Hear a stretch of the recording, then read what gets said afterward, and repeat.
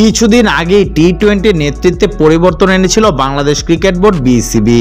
এবার ওয়ানডে অধিনায়কত্ব থেকে সরিয়ে দেওয়া হলো নাজমুল হোসেন শান্তকে। নতুন অধিনায়ক করা হয়েছে মেহেদী হাসান মিরাজকে। আগামী বছরের জুন পর্যন্ত ওয়ানডে অধিনায়কত্ব করবেন মিরাজ। এক সংবাদ বিজ্ঞপ্তিতে এই তথ্য জানিয়েছে বিসিবি বিজ্ঞপ্তিতে জানিয়েছে আগামী 12 মাসের জন্য আন্তর্জাতিক ওয়ানডে বাংলাদেশকে নেতৃত্ব দেবেন মিরাজ। 27 বছর বয়সী অলরাউন্ডার নাজমুল হোসেন শান্তর স্থলাভিষিক্ত হবেন আগামী মাসে শ্রীলঙ্কার বিপক্ষে 3 ম্যাচের ওয়ানডে সিরিজ দিয়ে। অধিনায়কের দায়িত্ব পেয়ে মিরাজ বলেন, বোর্ডের পক্ষ থেকে আমাকে দায়িত্ব দেওয়া হয়েছে। এটি আমার জন্য একটি বিশাল সম্মান। যে কোনো ক্রিকেটারের জন্যই দেশের নেতৃত্ব দেওয়া একটি স্বপ্ন এবং বোর্ড যে আস্থা আমাকে দেখিয়েছে তার জন্য আমি কৃতজ্ঞ। আমার এই দলের ওপর পূর্ণ আস্থা রয়েছে। আমাদের কাছে ডর ভয়হীন ক্রিকেট খেলার দক্ষতা ও বিশ্বাস আছে।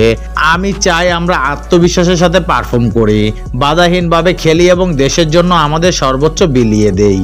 নেতৃত্ব হারানোর পর নতুন অধিনায়ক মিরাজকে শুভকামনা জানিয়েছে শান্ত। সামাজিক যোগাযোগ মাধ্যমে মিরাজের সঙ্গে নিজের একটি ছবি শেয়ার করে ক্যাপশনে লিখেছে, নতুন পথ চলায় তোমার জন্য শুভকামনা, মেহেদী হাসান মিরাজ।